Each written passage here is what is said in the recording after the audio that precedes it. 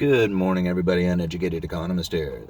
Going to leave a few links down in the description for you guys to a couple of articles talking about the central bank digital currency and how they are going to implement this central bank digital currency through the United States Postal Service. Well, I mean, they're not going to. This is one of the theories that I have, that they are going to use the United States Postal Service to try and implement the central bank digital currency. There we go. That's the way I should have said that. Okay.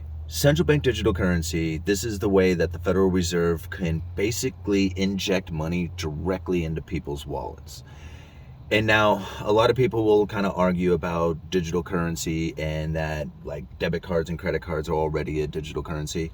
I sometimes have to wonder about the unbanked or underbanked theory. Like, I'm not quite sure what that means. Like, everything can kind of be done like online or over a smartphone.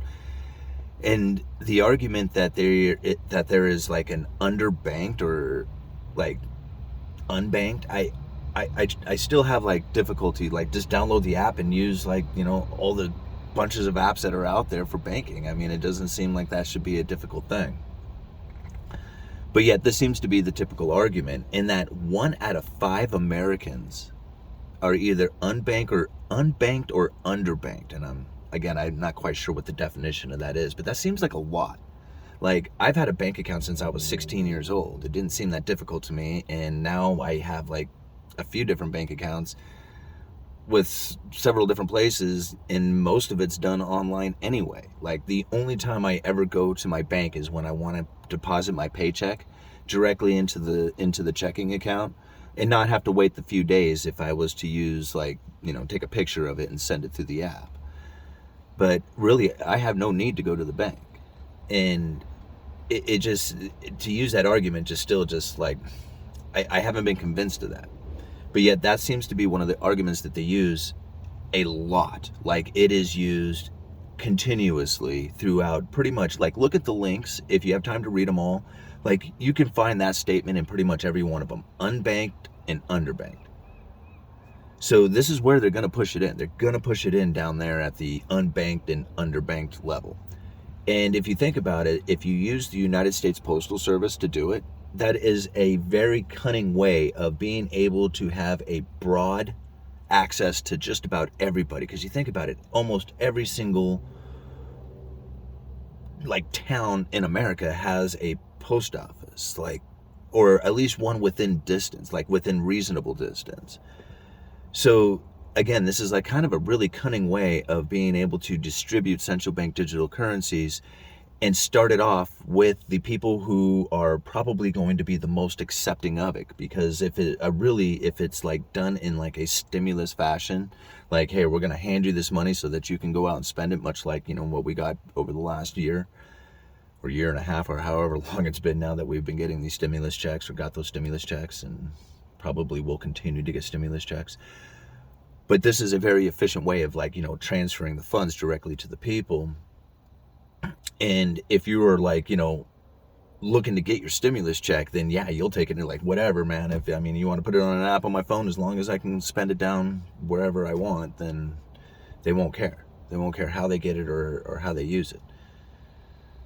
So if you look at all those articles, you can really see the language, the buildup, and it's been going on. There's an article, or one of the links in there is from the United States Postal Service from 2011, if I remember right, the date on it. I could be wrong, but go down to the comments and you can see some of the comments, I believe, date back to 2011. So it's very interesting when you start thinking about it, how they're going to do it, and all the different things that are taking place right now. It's going to be one day you're going to just realize that, oh my, there it is. There's the central bank digital currency. It's been in play this whole time. Nobody really even cared or knew about it and didn't even see that it had changed. Those of us who are really focused in on it will be saying something about it, but everybody else who doesn't, as long as they can go down and spend their money like they always have, they will not care if it's a central bank digital currency or a regular cash in hand. It won't matter to them. And then if it's given to them for free, then it will definitely be accepted. So I see it like, keep your eye on the United States Postal Service. They're going to use they're going to use the banking like idea as a way to save the United States Postal Service, because they're like apparently underfunded and not making it, and they're understaffed, and everything about it is like just in shambles. So they say.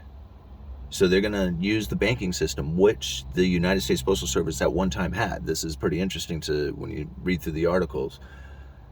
They were a banking system at one time. Like, they used to take banking deposits, savings deposits.